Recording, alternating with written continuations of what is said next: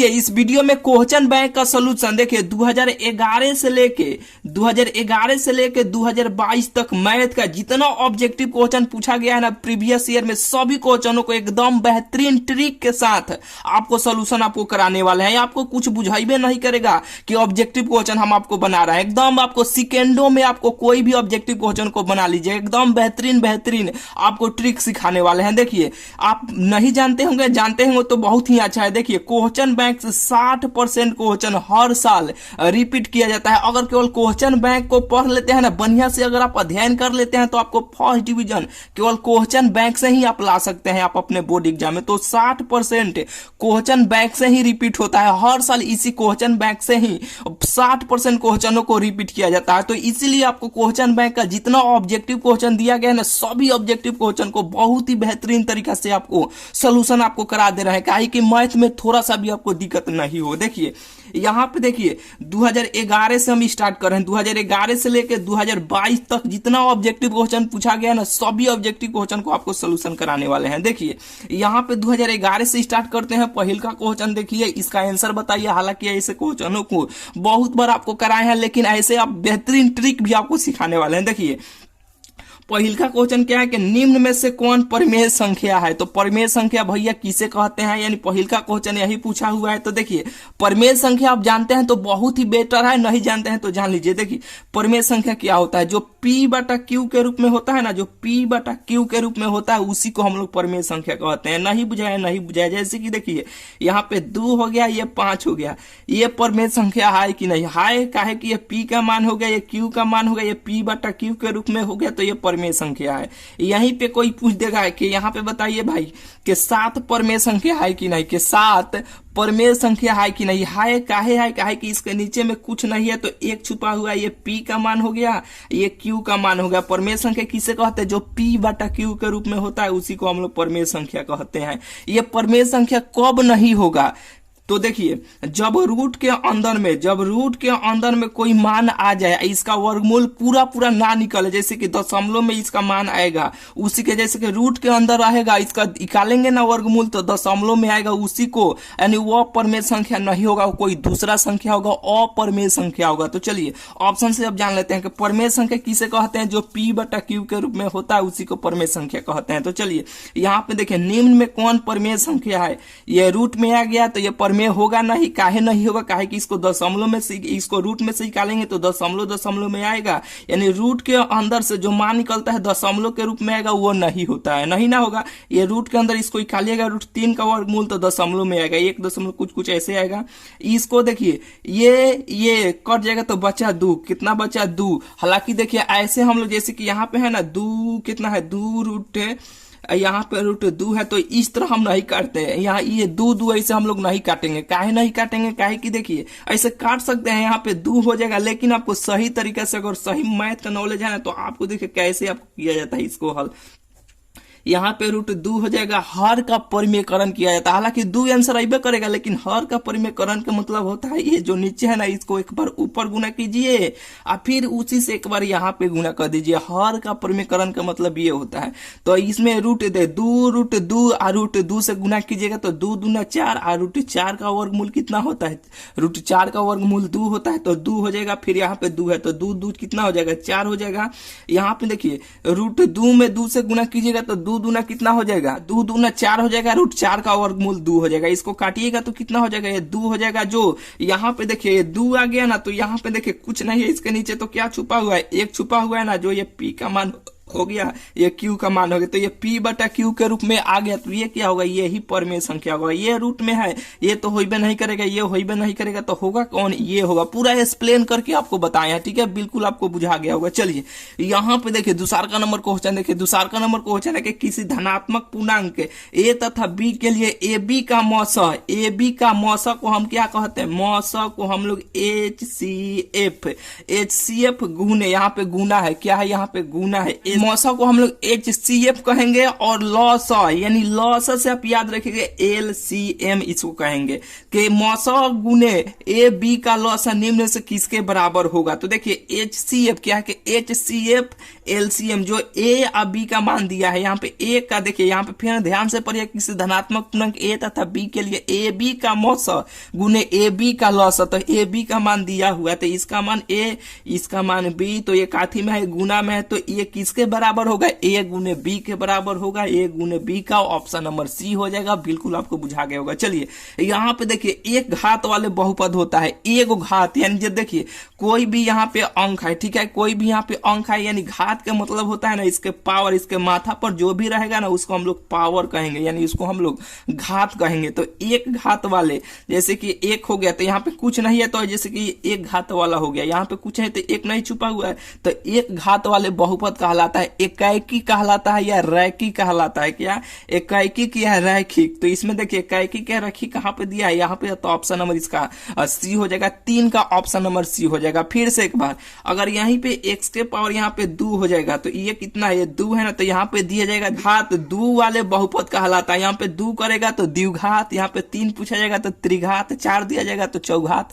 ये बुझा गया ना, जिसके माथा पर पावर पर जितना पावर होता है ना उसी को हम लोग घात बोलते हैं यानी पावर बोलते हैं। बिल्कुल आपको बुझा रहा होगा, बिल्कुल आपको बुझा रहा होगा। चलिए यहाँ पे देखिए त्रिघात बहुपद का व्यापक रूप होता है, त्रिघात बहुपद का सबसे व्यापक रूप होता है। तो त्रिघात यानी जिसके माथा पर 3 गो से स्टार्ट हो, 3 गो से स्टार्ट हो उसी को हम लोग त्रिघात कहेंगे। क्या कहेंगे, त्रिघात कहेंगे। जो यहाँ पे ax³ plus b² plus cx plus d option number इसका सी हो जाएगा। बिल्कुल ये तो मौखिक बनाने वाला ही इसलिए ऐसे आपको बता दे रहे हैं, जो एक्सप्लेन भी आपको कर दे रहे हैं। देखिए यहाँ पे देखिए यदि साइन a बराबर इतना तो cos a का मान कितना होगा। जब भी इस तरह का आपको क्वेश्चन मिले ना तो सबसे पहले बिना कुछ सोचे समझे फटाक देना है, ऐसे आपको एक समकोण त्रिभुज बना लेना है किसी भी तरह। जैसे कि इसको ऐसे आपको समकोण बनाना चाहते हो ऐसे बना लीजिए, नहीं तो इसको ऐसे बनाना चाहते हैं तो ऐसा बना लीजिए। फटाक देना एक समकोण त्रिभुज बना लीजिएगा। यहाँ पे लिखिएगा a, यहाँ पे b, यहाँ पे c।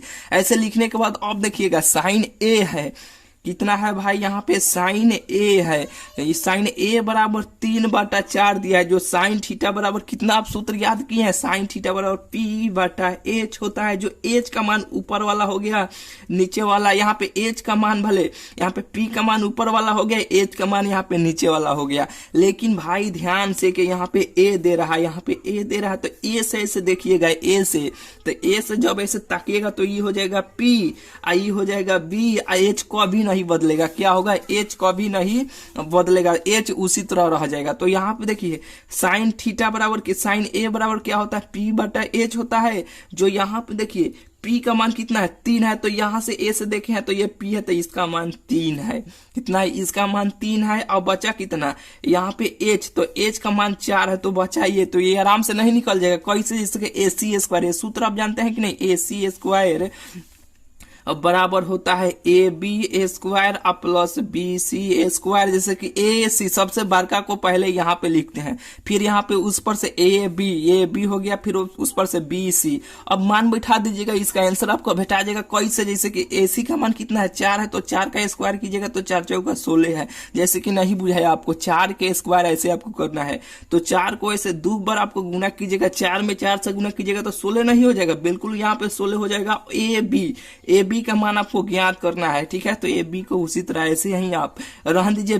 BC का मान यहाँ पे कितना है, BC का मान 3 है तो 3 का स्क्वायर कीजिएगा, ऐसे 3 का स्क्वायर 3 को 2 बार गुना कीजिएगा तो ये 9 हो जाएगा। कितना हो जाएगा, 9 हो जाएगा। यहाँ पे 16 हो गया, यहाँ पे प्लस में है, इधर आएगा तो काफी में हो जाएगा, ये माइनस में हो जाएगा। यहाँ पे ए बी ऐसे चलिए रहा तो 16 में से 9 घटाइएगा तो कितना हो जाएगा, 7 हो जाएगा। जो ए बी कितना हो जाएगा, ए बी ये यहाँ पे स्क्वायर है तो इधर आएगा तो क्या हो जाएगा, ये रूट, तो इसका मान √7 हो गया। इसका मान कितना हो गया, √7 हो गया। जब ऐसे आपको ये मान निकाल लीजिएगा तो अब देखिएगा काथी का मान पूछा हुआ है, तो काथी का मान cos A का, तो cos A बराबर कितना होता है, cos A का मान कितना होता है, cos A बराबर सूत्र क्या होता है, B/H होता है।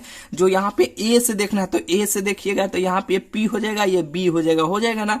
तो यहाँ पे देखिए B/H होता है cos के, यानी cos थीटा बराबर B/H। तो B का मान कितना हो जाएगा, यहाँ पे B का मान √7 हो गया और H का का मान यहाँ पे 4 हो गया, यानी √7/4 यही इसका आंसर हो जाएगा। ऑप्शन नंबर डी हो जाएगा। ऐसे क्वेश्चनों को जब भी मिलेगा तो फटाक देना, एक समकोण त्रिभुज ऐसे आपको एक ऐसे समकोण त्रिभुज बना लेना है, ABC लिख लेना है, फटाक फटाक जो भी मान दिया है लिख कर ऐसे फटाक देना बना देना है एग्जाम में, ठीक है। चलिए यहाँ पे देखिए, अब ये सूत्र है कि देखिए 10a बराबर है, तो 10a बराबर कट, देखिए यहाँ पे ऑप्शन से चलिएगा, कट 90 माइनस थीटा बराबर कितना होता है, 10 थीटा होता है। जो यहाँ पे थीटा के स्थान पे a दिया है उसे कोई दिक्कत नहीं है, थीटा के स्थान पे कोई चीज बदल दिया जा सकता है, उसे कोई दिक्कत नहीं है।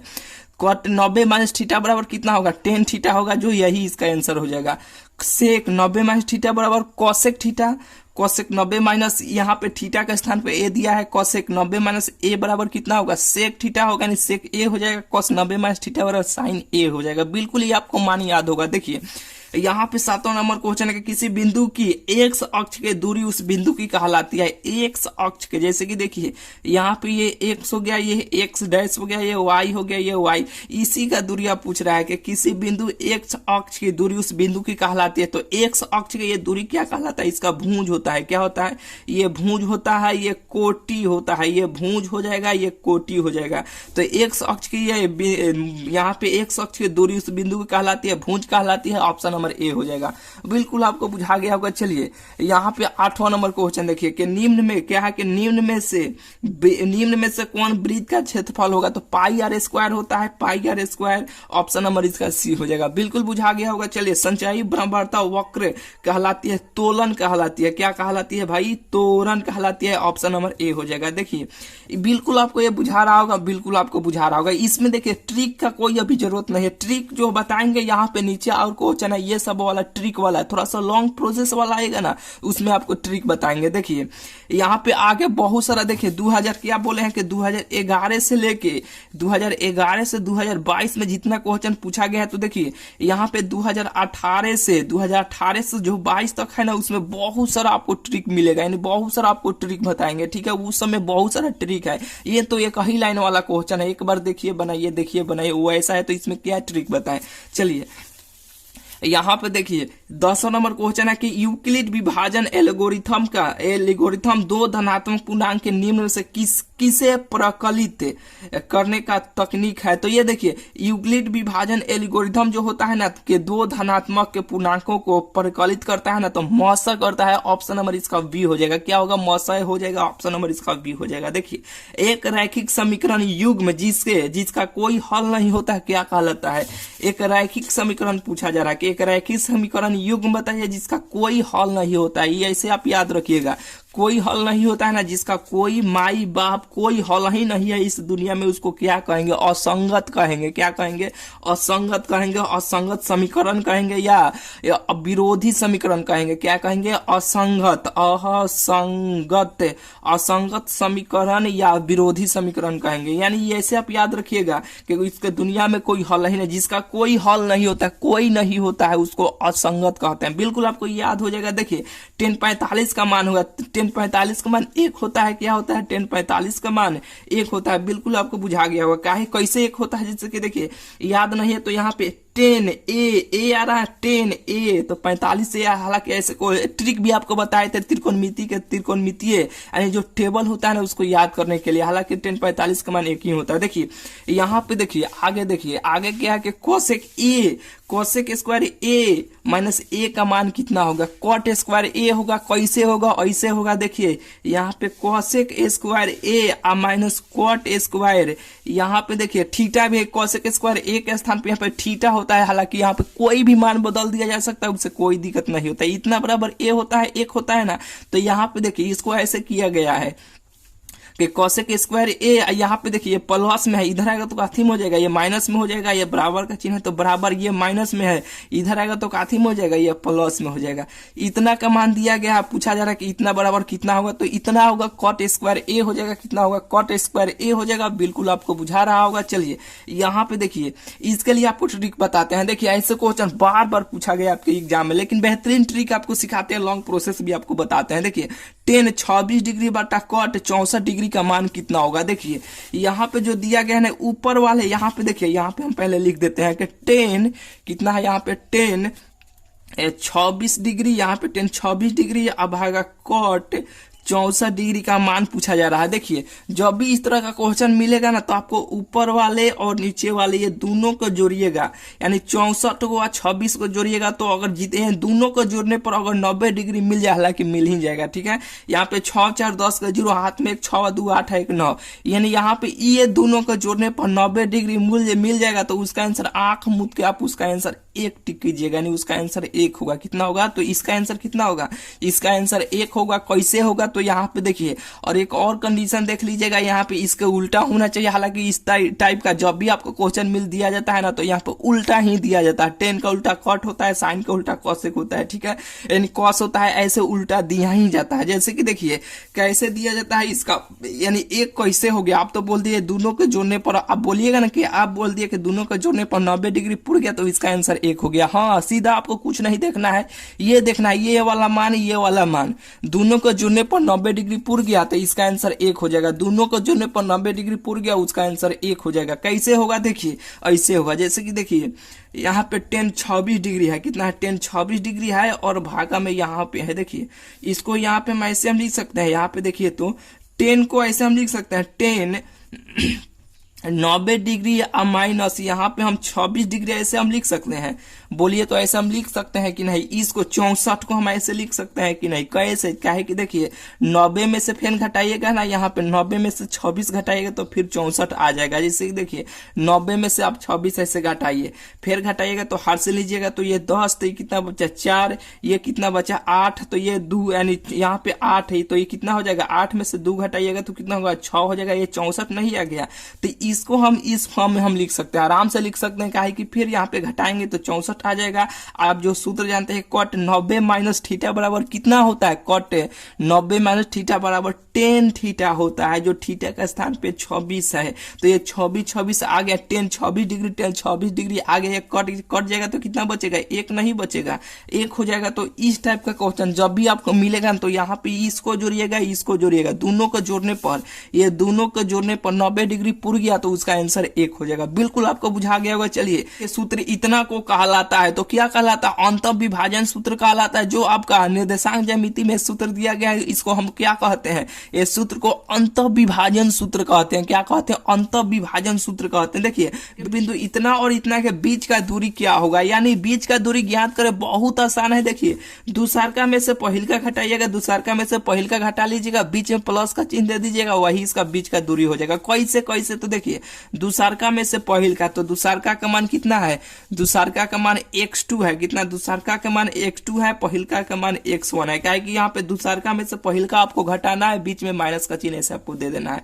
यहाँ पे देने के बाद ऐसे आप स्क्वायर चढ़ा दीजिएगा, यहाँ पे प्लस का चिन्ह दीजिएगा। फिर यहाँ पे दूसरका में से पहिलका आपको घटाना है, तो दूसरका में से पहिलका आपको घटाना है, जो पहिलका का मान y1 है, इसको स्क्वायर कर दीजिएगा, ऐसे आपको रूट चढ़ा दीजिएगा, यही इसका आंसर हो जाएगा। सूत्र याद नहीं भी रहेगा तो इस टाइप का क्वेश्चन दिया जाएगा कि यहाँ पे कोई भी मान दिया जाएगा, पूछा जाएगा कि दूरी ज्ञात करे। क्या है कि बीच का दूरी ज्ञात करे तो क्या कीजिएगा? दूसरका में से पहिलका घटाइएगा, फिर यहाँ पे दूसरका में से पहिलका घटाइएगा, बीच में प्लस का चिन्ह दीजिएगा, ऐसे रूट चढ़ा दीजिएगा, रूट में से निकलने वाला होगा तो निकाल लीजिएगा, नहीं करने वाला होगा उसको ऐसे ही छोड़ दीजिएगा, वही इसका आंसर हो जाएगा। बिल्कुल आपको बुझा गया होगा। चलिए 17 18 देखिए, बहुत आसान है, बहुत सिंपल है। ये दोनों थ्योरम है। क्या है कि दो त्रिभुज में संगत कोण बराबर, दो गो त्रिभुज आपको बनाना है। क्या है कि देखिए यहाँ पे दो गो त्रिभुज आपको बनाना है, दो त्रिभुज में संगत कोण बराबर है, सब कोण है ना, ये संगत कोण है, ये सब बराबर है, तथा संगत भुजाएं एक ही अनुपात में हो तो इन दो त्रिभुज को क्या कर, यानी सब बराबर है, सब बराबर है, तो सब बराबर है तो उसको हम लोग समरूप कहेंगे। क्या कहेंगे भाई? समरूप कहेंगे। बिल्कुल आपको बुझा गया होगा। चलिए 18 देखिए कि एक समकोण त्रिभुज में कर्ण का वर्ग शेष दो भुजाओं के वर्ग के योगफल के बराबर होता है। इस प्रमेय को किसने प्रतिपादित किया था या किसने दिया था? तो पाइथागोरस ने दिया था। ये सूत्र है। कैसे है कि देखिए एक समकोण त्रिभुज आपको ऐसे बनाना है, जिसका एक कोण 90 डिग्री हो, उसी को हम लोग समकोण कहेंगे। क्या है कि एक समकोण त्रिभुज, यहाँ पे देखिए कि एक समकोण त्रिभुज कर्ण का वर्ग, ये जो होता है ना कर्ण होता है, एच होता है, एच को हम लोग कर्ण बोलेंगे। कर्ण का योग यानी कर्ण का स्क्वायर, तो एसी का स्क्वायर, और यहाँ पे दो गो संग क्या है कि यहाँ पे दो भुजाओं का, यहाँ पे दो गो जो भुजा बच रहा है ना, यहाँ पे देखिए A B plus B C, यानी ये दो गो भुजाओं का योग, स्क्वायर का योग। यहाँ पे देखिए, यहाँ पे दो भुजाओं के वर्ग का योग, तो वर्ग हो गया, इसका योग हो गया। तो ये सूत्र को किसने दिया था या किसने प्रतिपादित किया था? ये सूत्र को किसने दिया था या किसने प्रतिपादित किया था? तो ये पाइथागोरस प्रमेय, यानी पाइथागोरस ने, जो पाइथागोरस वैज्ञानिक थे ना, वो अपने नामे पर पाइथागोरस का अपना प्रमेय दे दिए थे, उसी ने यह इसको प्रतिपादित किया था, यानी उसी ने इसको दिया था। बिल्कुल आपको बुझा गया होगा। चलिए यहाँ पे देखिए, 19 और 20, यहाँ देखिए 20-20, पहले 20-20 को ऑब्जेक्टिव क्वेश्चन पूछा जा रहा था। अब ना पहले ये 50 को बढ़ा दिया गया, 50 को ऊपर से 100 को कर दिया गया, 100 को में से 50 को बनाना था, फिर 50 को कर दिया गया है। ठीक है, कितना कर दिया गया है? 50 को कर दिया गया है। लेकिन सभी को सोल्यूशन आपको बहुत ही बेहतरीन तरीके से आपको कराएंगे। देखिए कि इतना सेंटीमीटर वाले अर्धगोला का वक्र पृष्ठ क्षेत्रफल है, यहाँ ज्ञात कीजिए। देखिए गोला का क्षेत्रफल पाई आर स्क्वायर, आधा पूछा है तो 2 से भाग देते हैं तो 2 पाई आर स्क्वायर। जो यहाँ पे देखिए वक्र, यहाँ पे अर्धगोला का वक्र पृष्ठ का क्षेत्रफल 2 पाई आर स्क्वायर होता है। यही ना होता है जो यहाँ पे आर का मान, आर को हम लोग त्रिज्या बोलते हैं, जो आर का मान दिया गया है। ठीक है, तो यहाँ पे देखिए 2 पाई का मान आप 22/7 ऐसे आप लिख लीजिएगा। आर का मान के मतलब क्या, यहाँ पे आर का मान 3.5 है ना, तो इसको 2 बार ऐसे आपको गुना कर लीजिएगा। अब काट कुट कीजिएगा, इसका आंसर बेटा आ जाएगा। यहाँ पे दशमलव है तो दशमलव हटेगा, तो एगो 10 नीचे, एगो 10 नीचे। अब इसको काटिएगा, 7 पंजे 35, यहाँ पे काटिएगा 5 दूना 10, 5 5 कट गया, 5 अब काटिएगा इसको 11 से, 11 दूना 22, यहाँ पे 5 हो जाएगा, ये 5 सत्ते 35 हो जाएगा, 11 सत्ते कितना हो जाएगा? 77 सेंटीमीटर स्क्वायर हो जाएगा। काट कुट कीजिएगा, 77 सेंटीमीटर स्क्वायर आपको आंसर आ जाएगा। देखिए 20 नंबर क्वेश्चन देखिए, हालांकि इसका सूत्र होता है 2 पाई आर स्क्वायर, जो आर का मान देवे किया, पाई का मान 22/7 रखिएगा, हल कीजिएगा, आंसर आपको बेटा आ जाएगा। देखिए किसी प्रयोग की सभी प्रारंभिक घटनाओं का परिक्ताओं का योग कितना होता है, यानी पूछ रहा है कि यहाँ पे किसी प्रयोग यानी घटना किसमें घटता है, यानी प्रोबेबिलिटी यानी परिक्ता में घटता है ना, तो किसी प्रयोग के सभी प्रारंभिक घटनाओं की परिक्ताओं का योग कितना होता है? 1 होता है, 1 होता है। यानी परिक्ता का मान कभी भी 1 से ज्यादा नहीं होता है। 0 से देखिए इसका मान होता है 0 से 1 के बीच में होता है। ठीक है, इससे ज्यादा यानी 1 से ज्यादा ही नहीं होता है। तो यहाँ पे योग कितना होता है? तो 1 होता है। ऑप्शन नंबर इसका 1 हो जाएगा। चलिए इसमें तो 20 को बताए हैं। ठीक है, यहाँ पे देखिए 20 को दिया है। 2011 में जितना ऑब्जेक्टिव क्वेश्चन पूछा गया, 2011 में जितना पूछा गया, सभी को सोल्यूशन बहुत ही बेहतरीन तरीके से आपको यहाँ पे आपको करा दिए हैं। ठीक है, अगला जो वीडियो आएगा 2012 में जितना क्वेश्चन पूछा गया है ना, सभी क्वेश्चनों को बहुत ही बेहतरीन तरीके से आपको सोल्यूशन करा देंगे। ठीक है, तो कैसा वीडियो लगा इस वीडियो कमेंट में जरूर बताइएगा। चलिए मिलते हैं फिर आपसे अगले वीडियो में।